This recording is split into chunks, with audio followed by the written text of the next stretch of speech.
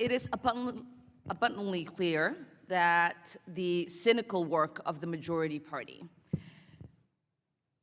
on this committee is now being expanded and weaponized by the administration seeking to squash dissent.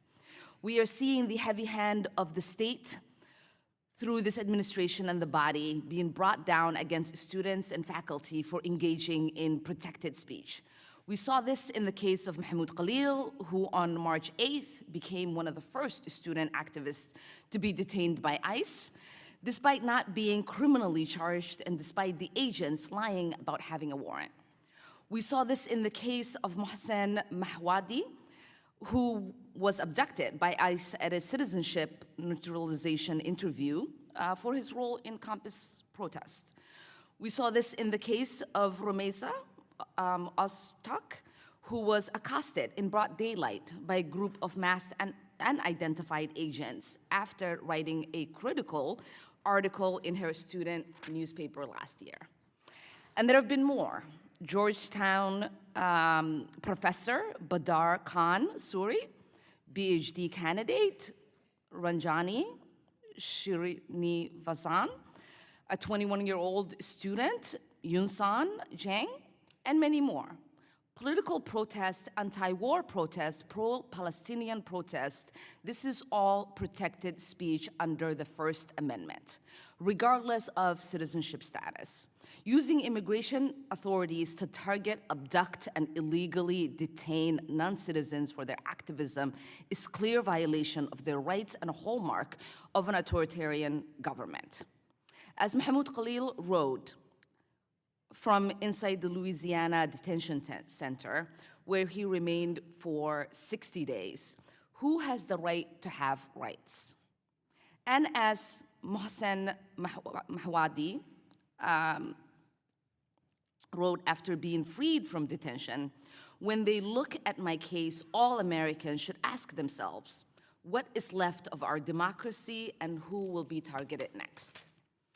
In 1987, almost 40 years ago, 8 immigrants in Los Angeles were arrested as a result of their pro-Palestinian activism, in a shockingly similar circumstances as the arrests and the abductions by ICE that we are seeing today.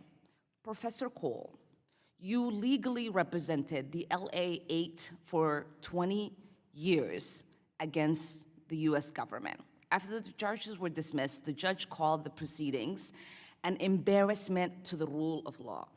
What similarities have you seen between that Cold War era case and the cases we are seeing today? And what findings were made at the time regarding the First Amendment rights of non-citizens? Thank you for that question. There are many parallels. The charges actually against the group of Palestinian students back then, the initial charges were being advocates of world communism. So the McCarthyism trope was used against them at that time. We challenged that provision of the McCarran-Walter Act in court, arguing that all people in the United States have First Amendment rights, whether you're a citizen or a non-citizen. The Supreme Court has said even corporations have speech rights because the First Amendment protects speech, not speakers. And the court agreed and struck down that provision of the McCarran-Walter Act, saying all persons, including foreign nationals in this country, have the same First Amendment rights.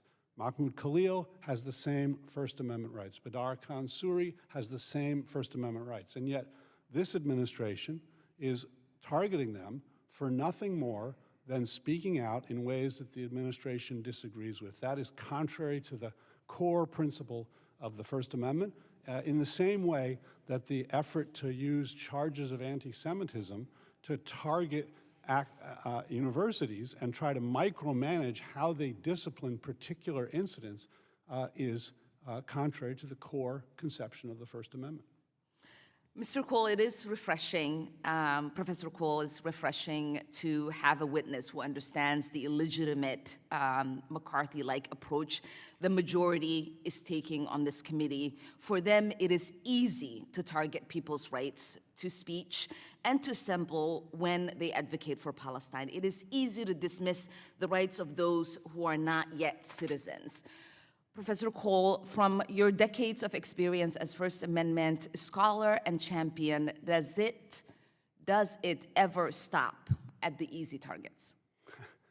No, it doesn't stop at the easy targets. And you can, again, look back at McCarthyism. It was targeted at a problem.